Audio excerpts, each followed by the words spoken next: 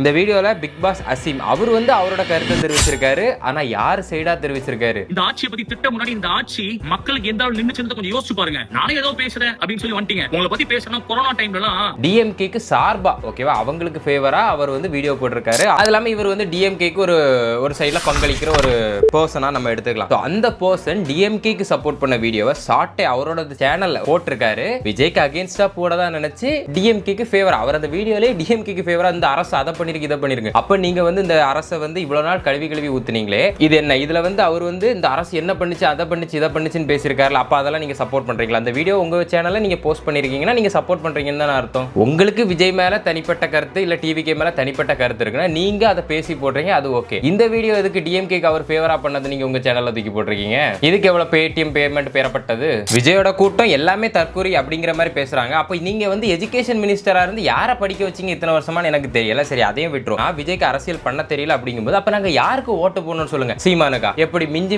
போனா ஒரு 16% இந்த வாட்டி டபுளா போட்டா கூட எடுப்பாரா? அதுக்கு வாய்ப்பு இல்ல, இருந்தாலும் எடுப்பாரா? அப்படினாலும் அந்த 40% ஆட்சியை பிடிக்க போறதுல மறுபடியும் அப்ப யார் தான் வருவா? இவர் வந்து பிஜேபி கூட்டணி ஆயிருவாரு, பிஜேபி உள்ள வந்துரும் பேசும்போது அப்ப ஏடிஎம்கேக்கு போட முடியுமா? ஏடிஎம்கேக்கு போட்டாலும் அவங்க கூட்டணியில இருக்க பிஜேபி வரும். சரி அப்ப கடைசியா பார்த்தா மறுபடியும் டிஎம்கே அவங்களுக்கு தான் போடணுமா? கூட்ட நெரிசல்ல கூட மூச்சு திணறி செத்துறலாம். ஆனா அந்த ஆட்சியில சாகன்மான் பாத்துக்கோங்க. படிச்ச படிப்புக்கு வேலை இல்லாம வெறும் ரெக்கமெண்டேஷன்ல மட்டும் எந்த கிரைட்டீரியாவும் இல்லாம எல்லாரும் வேலை வாங்கிட்டு போகும்போது அதுவும் திரும்ப வரணுமா? நீங்க பாருங்க. போக போக தான் டிவிக்கே அவங்களோட நிலைப்பாடு என்னன்னு தெரியும். அதுக்கு முன்னால் நம்ம அவங்க வந்து இவ்வளவுக்கு கொஸ்டின் கேட்டு அட்டாக் பண்ணணும் அவசியம் இல்லை. அவங்க ஆளுங்கட்சியும் கிடையாது. சரி டிஎம்கேவாவது மாறுவாங்கன்னு பார்த்தா 4 வருஷம் ஆச்சு, இன்னும் மாறல. ஒன்றுல டிஎம்கே மாறணும், இல்லைன்னா எல்லாரும் டிவிகேக்கு தான் மாறணும், இல்லைன்னா என்டிகேல இருக்க தம்பிமார்க்கு தான் வேற கட்சிக்கு மாறணும். யாராவது ஒருத்தங்க மாறி மக்களோட வாழ்க்கை மாறினா கொஞ்சம் நல்லா இருக்கும்.